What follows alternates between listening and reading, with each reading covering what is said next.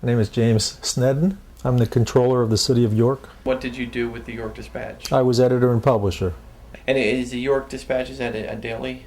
That is a daily afternoon newspaper. And can you give me a time frame that you were editor and publisher?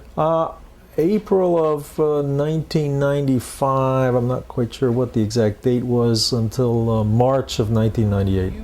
You obviously were editor and publisher of the York Dispatch in or around Labor Day 1996. Correct. Correct. And over that Labor Day weekend 1996, was there an event involving, I think it was State Senator Delp, that became newsworthy? Correct. There was an incident in which Dan Delp and his aide, whose name is eluding me at the moment, had arranged to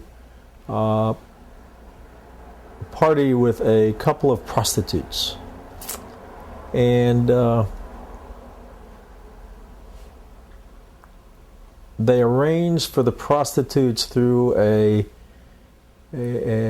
individual, a couple of individuals, David Ness and Dick Parks, and paid for the prostitutes. They spent a portion of the day on a boat, and subsequent to the boat, they went to Dan Delp's home, went to Harrisburg, partied in Harrisburg, and after the party in Harrisburg, returned to Delp's home and spent some time again at Delp's home and left sometime the next morning. I know about that because there was a point in time, and I can't remember exactly when it was, but it was sometime in the spring of '97, perhaps April, that one of the sports reporters, who was a friend of a reporter at the Harrisburg Patriot, came and said that the reporter had told her that he had a story that was going to blow the lid off of City Hall and the county government in York County. We had no idea what that person was talking about, and he did not reveal any additional information to her. Subsequent to that, J.P. Kurish, who I believe was city editor at the time, had a conversation at a political meeting. J.P.'s beat was to cover politics, and he did that, in which someone mentioned that there was an incident with Dan Delp and some prostitutes.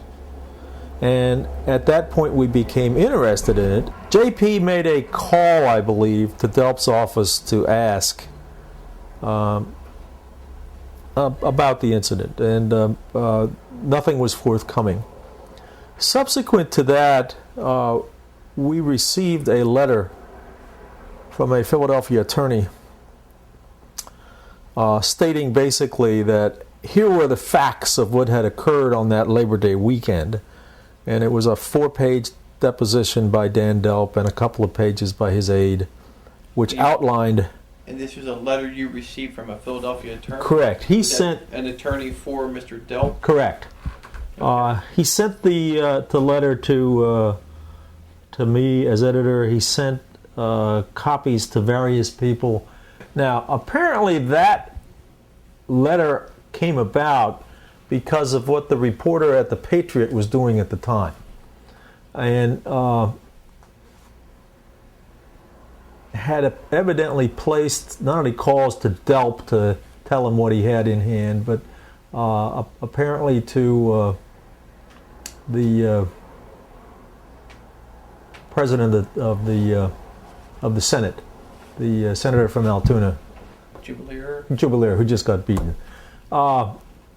And we had subsequently heard that when Delp went in and talked to Jubileer about what was going on, that they felt the best defense at this point in time was to take the offensive, and that they supposedly sent him to the Philadelphia attorney. I in turn took the letter to the Dispatch's lawyer, Niles Benn, who has an office. At that time, it was just across the alley from the Dispatch, and I spent many a many a day in his office after that. And we discussed the letter. Basically, what happened as a result of that letter was that Dan Delp and the attorney laid out a roadmap for us to follow. We didn't have any of that information prior to getting the letter. So now at least we had information that we knew something happened, and here's what Dan said had happened, and was it accurate as to what Dan had said had happened. Subsequent to that, we got incredibly immersed in the investigation itself.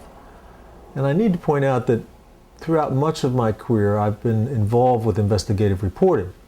I've won numerous awards for investigative reporting, so it was almost a natural to have something fall into our laps, and all of a sudden we had a paper trail that we could start to process and follow, which is what we did.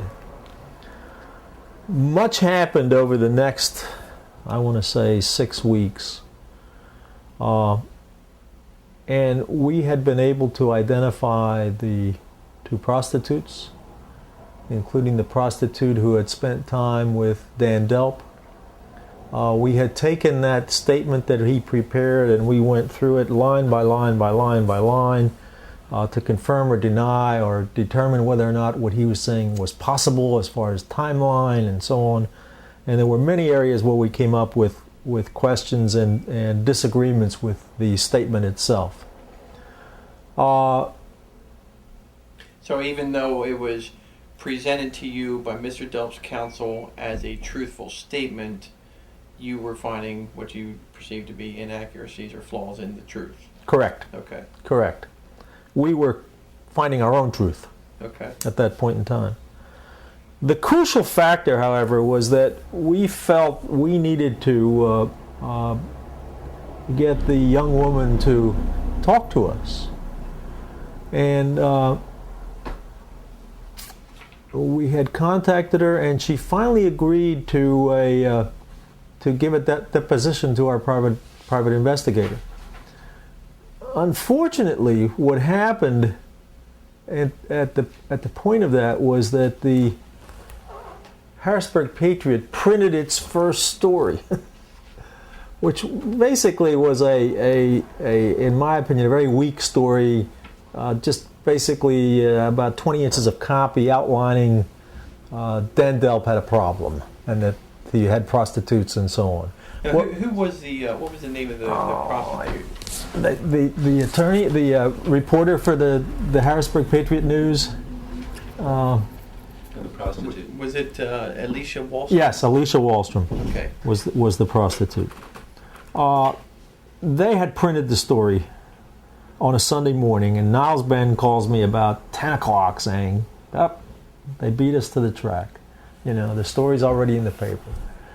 And I said, well, that's really going to blow up because the Daily Record's going to have it even before we do. And we're going to be third in line here. He says, well, there's nothing you can do about that. What is it, Daily Record, a morning? That's the morning paper. It's in New York, the competing paper.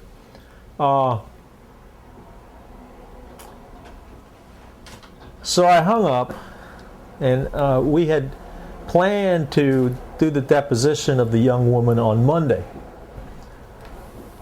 And I was frustrated for a while. I went down to Nixon Park, walked around.